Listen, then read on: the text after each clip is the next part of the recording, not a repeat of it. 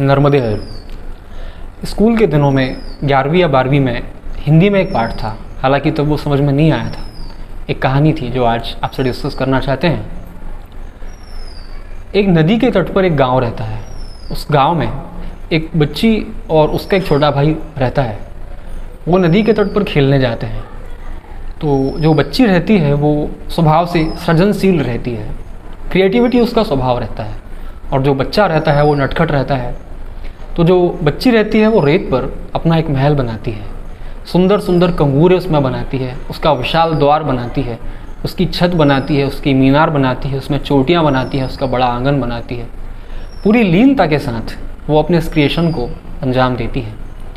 और जो उसका भाई रहता है, छोटा भाई, वो उद्यमी रहता है।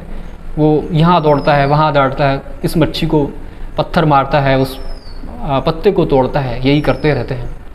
और वो लड़की पूरे मन से घंटे 1.5 घंटे में एक सुंदर, एक भव्य रेत पर महल का निर्माण कर लेती है। अब क्योंकि वो खेलने आए थे, घर लौटना ज़रूरी था, शाम होने वाली होती है, सूरज ढलने को आता है। वो बालक देखता है कि अब घर जाने का समय हो गया, तो वो अपनी बहन से कहता है कि छुटकी, बड़की, चल, सांझ होने को आई है, सूरज ढलने को आया है, घर जाना है। लेकिन वो लड़की खेल में इतना डूब जाती है कि ना उसे सांझ दिखाई देती है, ना उसे नदी का तट दिखाई देता है, ना उसे घर दिखाई देता है। वो अपने रेत के महल में उलझ जाती है। वो बालक उसे झकझोरता है, बड़की चल, घर चल, सांझ हो गई है, सूरज ढलने को आया है, घर जाने का समय हो गया। लेकिन लड़की अपने खेल को छोड़ना नहीं चाहती। बालक क्या करे, उसे कोई उपाय नज़र नहीं आता। वो एक पैर मारता है और उसके रेत के महल को ढहा देता है। वो लड़की रोती है, छटपटाती है, और कहानी जो एकांकी थी उसका पर्दा गिर जाता है।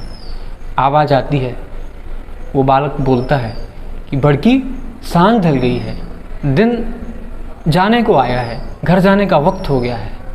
तब वो कहानी समझ में नहीं आई थी, लेकिन अब लगता है कि उपनिषदों का सार तत्व तो उस कहानी में था। हम और आप सभी नदी के तट के गांव के व्यक्ति हैं। हम और आप नदी के तट पर खेलने आए हैं। हम और आप यहाँ रेत पर अपना भवन बना रहे हैं। निश्चित खेल है, खेलना है, खूबसूरती से खेलना है, लेकिन इस बोध को भी कायम रखना है कि सांझ ढलेगी, दिन डूबेगा, और उससे पहले हमें लौटना भी है। इस बोध को जो जी जाए वो अपने जीवन को साकार कर लेता है। नर्मदे हर।